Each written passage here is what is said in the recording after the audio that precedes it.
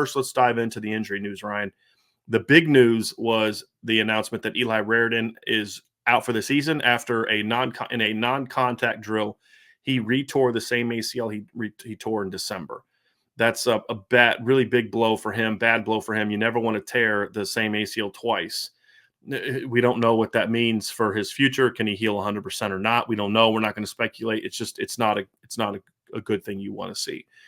It's also the timing of it, just based on, I'm not trying to give medical advice or medical diagnosis. All I'm saying is last year, Notre Dame had two guys tear their ACLs in October, like mid to late October to November. That was Kane Barong and Avery Davis.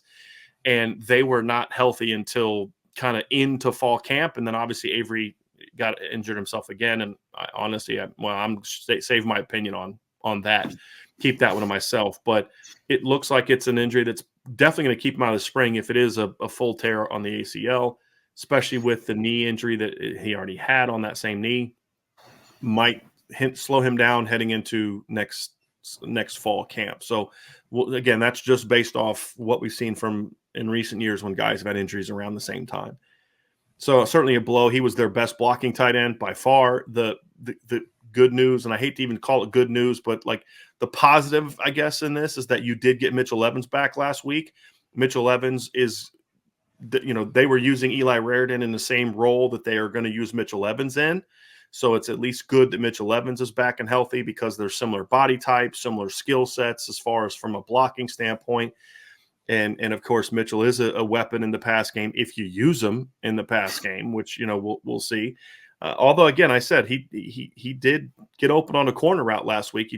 Quarterback didn't see him and didn't throw it to him. But so at least you have that. Holden Stace is going to see an increased role, according to Marcus Freeman. Then, of course, Kane Barong is practicing and healthy as well. So they should be okay, right? I mean, they're going to be okay.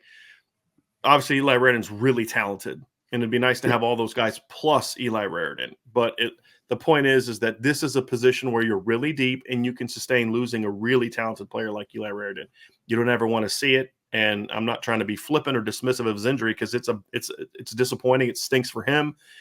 It's a blow for the team. I was hoping that he was going to start becoming more of a factor in the offense, to be honest with you. That's obviously not going to happen now.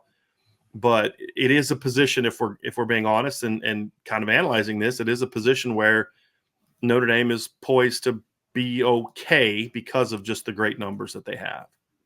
Yeah, I mean, it's a great note, man. I mean, from the analyst perspective, right? Like, it's not a backbreaker if you're Notre Dame, right? Like, you can get through this. I mean, you mentioned Mitchell Evans coming back. We mentioned Holden Stace, Kane Barong getting healthier. Like, Notre Dame has good depth at tight end. So that's not going to be a huge hurts as far as, just the overall depth of the group, because they still had good depth outside of having Eli as the potential tight end 2, tight end 3, depending on how he was going to be utilized. But the biggest thing, like you said, Brian, is it's very unfortunate for Eli. A kid that fought back from an injury to start getting increased playing time and playing well in the role that he was asked to play for Notre Dame. It's very unfortunate, especially, again, I'm not going to play doctor either, but usually you see ACL tears. It's usually the other knee because of some overcompensation, stuff like that. Usually when you have back-to-back on the same knee, that's not a great sign. It's not. So hopefully he gets back healthy. Hopefully he gets back in a decent amount of a time frame where he can,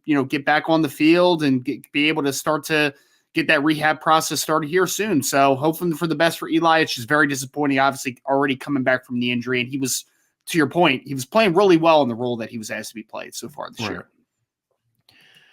So Ryan, obviously he also talked about a couple other injury situations. Jason Adamiola is another big one. And he said that Jason is day-to-day with a rib contusion.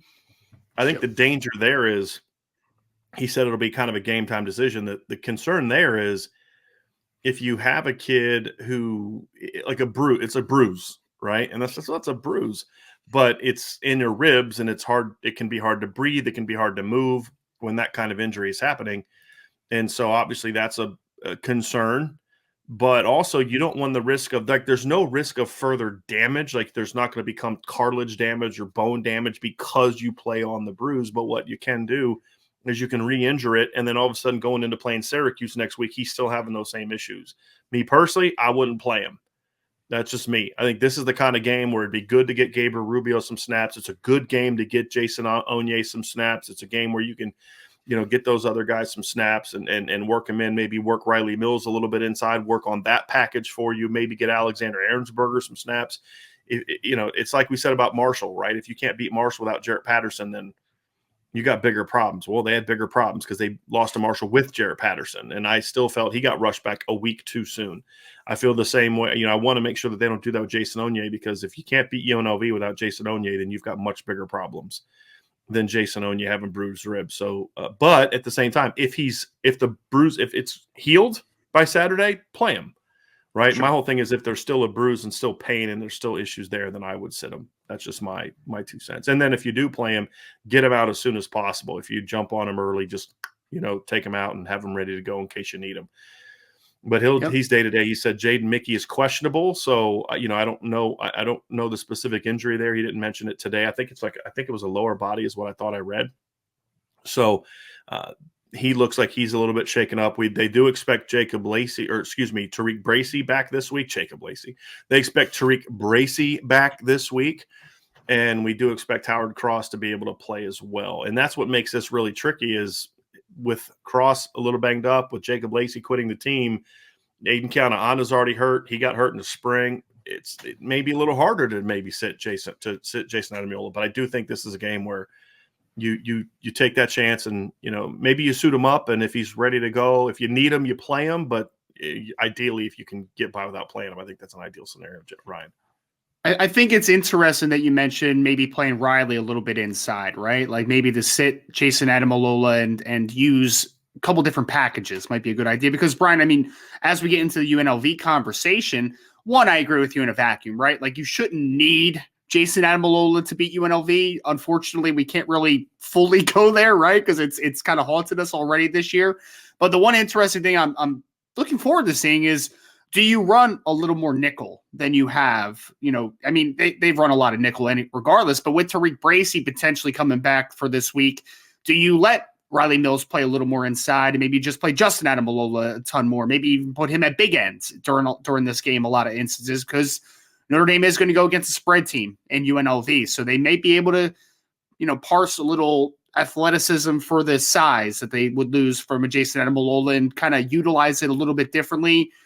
Call it a NASCAR package, call it a nickel, call it, sometimes we're going to run some dime in these certain instances. You're going against a spread team, though. This might not be the worst time to kind of format with a few different things, right? Like getting some guys in different spots. You mentioned Alexander Ahrensberger, like maybe he works a little bit inside at points or at strong side end, and then you move Riley Mills inside. Like this might be the week to experiment a little bit with what your front looks, because this is a team that you can probably do that to get a little more speed on the field. The nickel situation is interesting, obviously, because you have Tariq Bracy coming off of an injury, but maybe you can work a little bit more on that 3 safety nickel that we saw last week early against Stanford. I think that might actually be a good look to have against UNLV, who is a pretty balanced football team. They want to run it. They want to throw it. They're a balanced football team. So, this might be a good week for that. This might be a good week for being in situations where you want to work maybe on your 3 linebacker alignments with Jack Kaiser and a true rover. That might not be a bad look this weekend at times when they're, against certain personnel looks that UNLV is going to show. So I think that there's different things that, like you said, Ryan, that they can and should be able to work on this week that should help them be able to find some success as they get ready for UNLV.